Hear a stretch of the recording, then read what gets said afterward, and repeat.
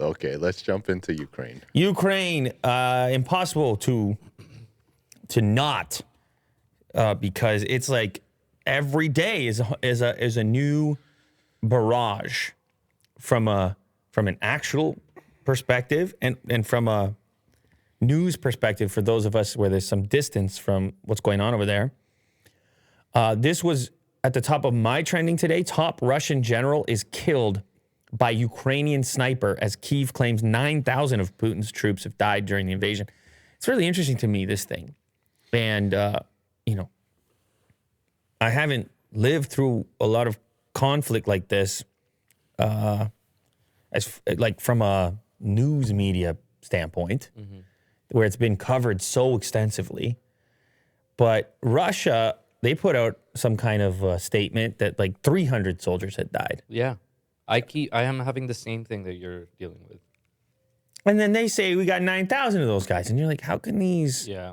But Such vast numbers different. But you get it. I mean, you understand why you would want to either increase these numbers or decrease these numbers, right? To send a kind of message for morale perspective, these things. Right. There's incentive to not even try to be accurate, or to ensure that the information you're getting is colored correctly so that you can get away with having this massive discrepancy. Hey, don't tell me how many, tell me what's the real confirmed. I want the double confirmed. Yeah. What's the triple confirmed number? They're like, oh, that number, sir, is 300. He's like, that's the one. Yeah. And then on the other side, they're like, is it 9,000? And then, beyond that, imagine how difficult it is to even count the real ones, right? In a war zone, the real deaths. Yeah. How many are unaccounted for? It's got to be as many as are accounted for. Right. How many people flee the country? Yeah, or they're dead and or they've been burned or blown up, or they're in a forest somewhere, missing in action or whatever it is. But anyway, here we have our latest story with some specifics. A top Russian general has been killed amid bitter fighting in Ukraine in what represents a major blow to the Russian invasion. Major General Andrei Suhovetsky,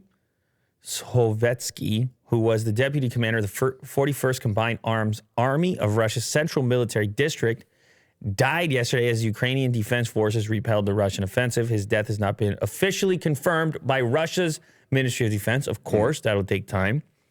But was announced on social media by his colleague. And has been widely reported by several Russian and Ukrainian news. So his colleague said it, which makes it interesting. After days of denial, the Kremlin yesterday admitted that 498 of its troops had been killed and 1,600 injured in its, and this is their words, special military operation. Ukraine's armed forces, meanwhile, claimed today that Russia had suffered 9,000 casualties. So I guess this is the general here. And apparently it was an interaction with a sniper. Man, that's you're pointing at his badges? A lot of badges. The badges, the colors there, the white gloves. Yeah, I mean, the hat. This guy's high ranking. He's serious business. He's high ranking. Scroll down a little bit more. Even more. More. Oh, we're just getting into pictures now of what's going on. Oh, here we go. Confirmed his death on social media. With great pain, we received the tragic news about the death of our friend, Major General in Ukraine in a special operation. Yeah, well, this doesn't say much about the circumstances of his death. They just say somehow it's related to a sniper. So I presume they have reason to believe that that's the case. Maybe the caliber of the bullet. Right. He was 47 years old. Or maybe. Oh, was there more details? Oh, yeah. It's just the way that they put these articles together.